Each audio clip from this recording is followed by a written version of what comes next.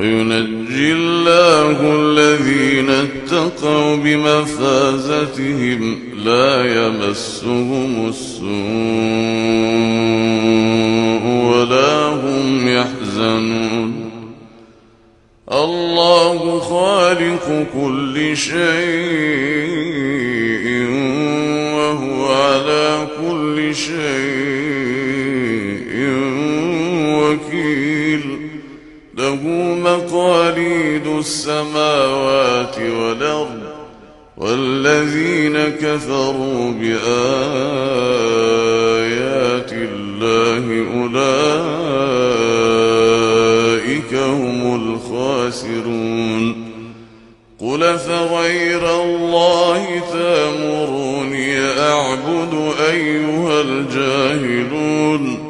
ولقد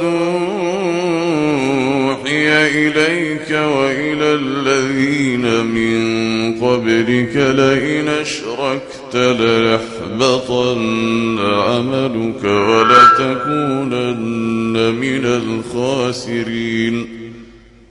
بل الله فاعبد وكن من الشاكرين.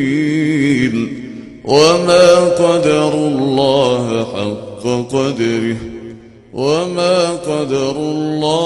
حق قدره والأرض جميعا قبضته يوم القيامة والسماوات مطويات بيمينه سبحانه وتعالى عما يشركون.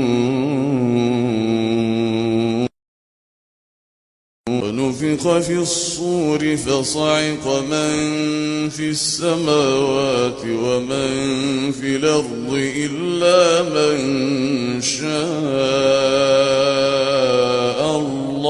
الله ثم نفخ فيه أخرى